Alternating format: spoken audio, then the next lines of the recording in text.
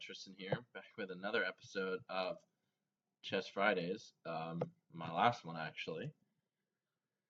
We're going to talk about two more chess traps. These are both for black, so I switched the board so that we're playing from black's perspective. Let's get right into it. The first trap is called the Elephant Trap, and it spawns off of, I want to say the Queen's Gambit decline line, or maybe not. Yeah, the Queen's Gambit declined. Um, and it's a trap that black springs on white. So let's look at it. Starts with pretty ubiquitous d4, d5 start. I mean, this is just how the Queen's Gambit starts. We went over the Queen's Gambit before. So now now Queen's Gambit decline, so it goes like that. Pretty self-explanatory. Nothing really too big here. And then just two pretty standard moves, NC3 and NF6. NC3, NF6, just kind of defending this pawn right here. Now most of the time, like black actually has more defenders on this right now, more defenders than white has attackers, because there's the pawn and then there's the knight, but black has the knight and the queen. So if white were to attack here, it would end up being an even trade. So normally that wouldn't happen, but the next move here is also a pretty standard one, just pressuring with the bishop here, pinning the knight there, so that pinning the knight to the queen. We've been over pinning before. That's pretty self-explanatory.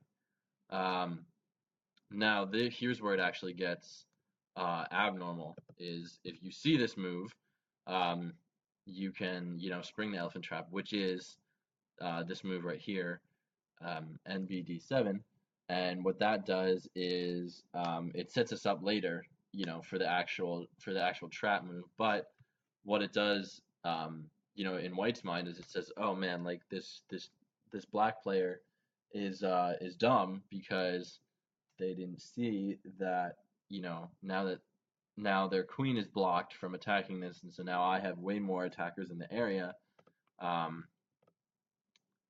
So after that happens, it's just a bunch of xd5s.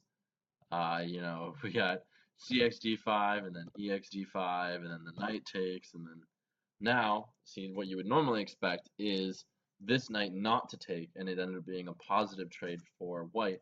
But for the elephant trap, what you do is you actually do take here, and then the trap is taken when now once you move this knight out of the way, there's this tantalizing prospect of getting getting the queen from black. And most white players, they see this and they're going to take it, because it's almost too good of an opportunity to pass up. And this is when you can spring the trap, which is not what I just did. The trap is actually, you move your bishop here, checking the king, and the only thing that white can do here to defend is move their queen up. So you take the queen, and then white, they're still in check, so they must capture here, and then you can recapture the bishop there.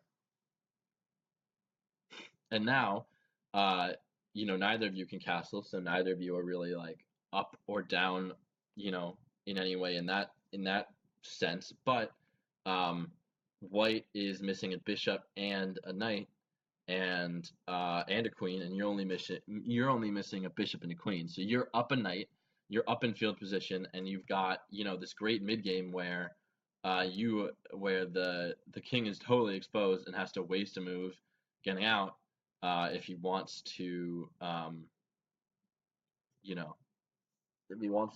to defend himself. He has to waste a move getting out there, and so that's just a nice way for black to turn the Queen's Gambit decline line heavily in their favor, because a lot of times The queen's game of decline line can end in, parity and equality of field position for black, but normally it ends with white having a small advantage, if not in material, in field position somehow. And so this is a nice little way to get the jump on your opponent. Uh, these aren't, deadly traps like they were last time, but um, for the purposes of this, I wanted to give you guys some nice ways to, you know, counter stuff and, be effective as as black in situations where, normally black is just always down off the start because, white has the starting move. So I wanted to just give you guys a little bit of a way to um, fight back a little bit. So now this next trap is called the Mortimer trap, and it spawns from the Roy Lopez opening and specifically the Berlin defense of the Roy Lopez opening. I'm not actually going to go into those, but they're going to be like, I guess, de facto coverage here. So it starts with E4, E5, um, standard Roy Lopez, and F3 and C6. Pretty much the equivalent. And did I just do I did NC3. Whoops. And F3 and then NC6. Just kind of you know, the D4, the E4, E5 equivalent of the other development. You pretty much always just get your horses out to defend this black pawn right here. Now the Roy Lopez opening, the next move there is BB5. Good old pressuring with the bishop. And see, what people don't realize here is, let's say you were to, if you move this up here, without, a lot of players will move it up without, doing anything else, and this kind of forces your opponent to either back up or just straight up trade. And the reason that you would see a lot of, actual trading is, if you trade here, then you either take with this pawn and leave your queen open, or this pawn. And either way, you don't really want to have these two isolated pawns in the early game, because a lot of people are going to try to castle, and you just really don't want an isolated pawn there. So not necessarily the best move. What the Berlin defense is actually moving this knight in here, to attack this, so you can get some material back and obviously trade if your opponent decides to go for, that trade. Now, if you see, the way that you know that the Mortimer trap can actually work is if you see like a passive move like D3 out of your opponent trying to defend that knight. That's when you know that this can work if they don't, move the bishop or their knight or something like that. If they could just go for a pretty passive thing there. And what you're going to do for this is actually knight to E7. Not a very common move, but not a bad one we're about to see. And now that, you're not defending this E5 pawn, the logical next move for white is to take it. A lot of these openings, it's just, chess at this point is more of a science than an art, which is kind of sad. But it also means that it's pretty easy to, exploit opponents' weaknesses when you know exactly how everything is going to go. And it's just really, once you've played enough chess, most openings aren't really going to surprise you, unless they're, a trap that you're falling into, because, if your opponent is making the correct move, then you should be able to see in advance them making the correct move. And that's really what kind of, what traps do, is it assumes that your opponent is going to make the correct move for that situation without really looking 17 moves ahead and seeing how you're going to checkmate him with this trap. And so, if black makes this appearingly suboptimal move of knight to E7, why would you do that? It blocks off you being able to, your dark squared bishop completely, and you can't, develop your queen either. It comes at the expense of a pawn, and it comes at the expense of moving this pawn up, to get your light square bishop out. So your opponent, sees this, goes up in material. And then what you're going to do is actually c6, where you are going to pressure that c pawn. Oh, I clicked twice by accident. But yeah, c6. Just kind of letting your opponent know that you're trying to attack this and get him out of there, and now you have kind of 2 pawns deep to the king. So it's a very good way to kind of back your opponent up. Now, if they back up again, there are some like pretty obvious optimal moves. You can experiment with those, but the Mortimer trap is actually, if your opponent notices, now you move like this, your opponent notices that if they move here, right, and your next move isn't d6, moving this pawn up. If your next move isn't d6, let's say you take, they go here, and that is actually checkmate, because you literally can't move the king, and you can't take with anything else, which is why knight to e7 is not normally a common move. So that's the move we're going to go over. If your opponent notices, hey, I can get this like pretty cheesy knight checkmate if I let him take this bishop. So for this, what you're going to do is actually not take the bishop. You're going to move up here so that your opponent, can't do that. You have room to move your king. In the event of that, now what your opponent should see is, okay, he's not going to let me get this really gimmicky knight checkmate out, so I'm going to move my bishop back to kind of get a little defense. And this is when you move b5, and now you have forked your opponent in between. You basically just said to your opponent, well, you can choose to either lose your bishop or you can choose to lose your knight. If he chooses to lose his bishop, he'll probably take here and then you retake.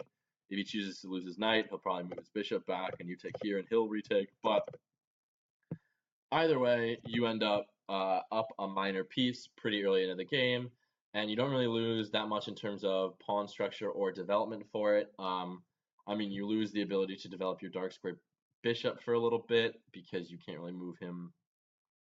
Can't really move this knight anywhere. But definitely, well, you can move the knight there, but that's not that optimal. So you lose the ability to develop your dark square bishop temporarily for a minor piece. Definitely worth it. So yeah, not the hugest traps out there. Not like the game winning. I'm gonna stag your queen and checkmate you in this really flashy, unexpected manner. Not those checkmates, but these are a little bit more common, easier moves that you can play. Your opponent has to not spectacularly fail, but your opponent has to play, pretty badly for you to be able to do some traps, or your opponent just has to be pretty unfamiliar with the game. And even if your opponent is pretty familiar with the game, this whole thing pretty much is white making their ideal moves for the situation, and you just kind of exploiting the fact that their ideal moves for the situation that they see are not actually the ideal moves. Like white sees the ability to take this, and like it's common conventional wisdom. Whoa. All right. So then once you move to NE7, like conventional wisdom says, and like every chess, every chess person will tell you, every chess expert will tell you, you have to take there because you want to go up in material, and now you're pressuring here. And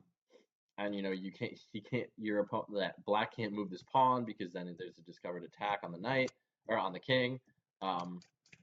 So then you move here, and your opponent sees, hey, I have this gimmicky checkmate in a move, and I'm going to do this. Obviously, if you can get checkmate in 2 moves on move 6, then you're going to do it. And after this, they're like, what choice does your opponent have other than if he wants to just like take and be taken?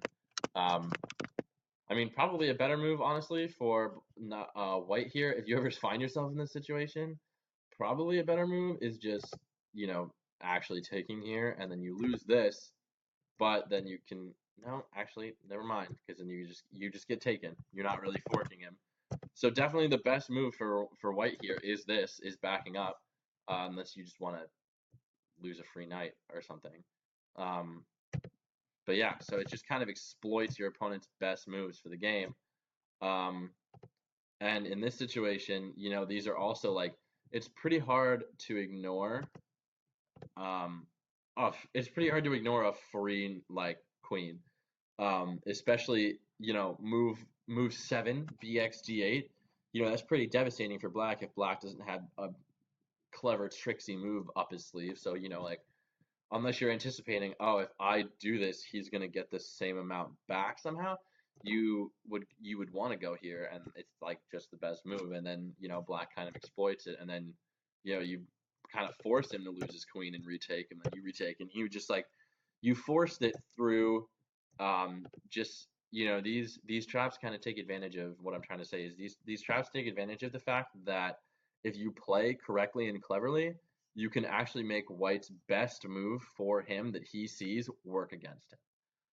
And so these traps aren't, they're just not the flashiest, and they're not going to end up with you, winning the game outright. But you probably should be able to win from a situation like that.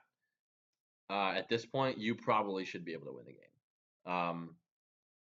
There are very few situations in which you lose because now you're way more developed than your opponent. Their king's out in the middle of nowhere. You move this knight, you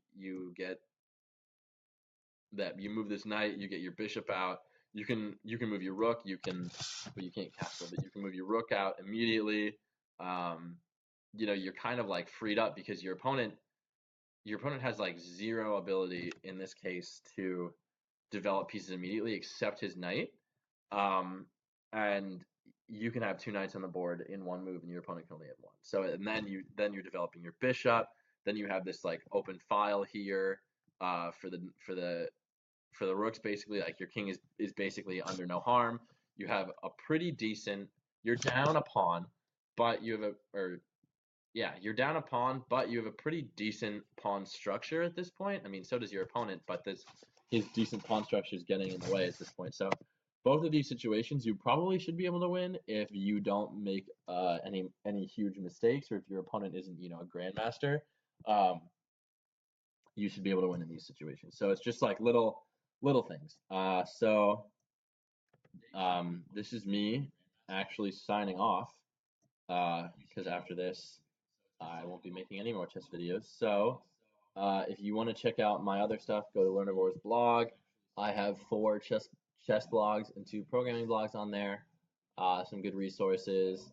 You can check out the Learnivore Instagram page. We have a contest going on right now that you can win. There are a ton of offers on our website. And yeah, you can like this Facebook page if you like this content. Also, just we are a tutoring company, so if you want to learn chess from someone who isn't me and someone who's eminently qualified to teach chess, go ahead and sign up. Post a concierge request. Start your tutoring journey off right. Eventually get to the point where you won't need me to tell you about the Mortimer trap because you will have already checkmated me. So yeah, I'll see you guys later.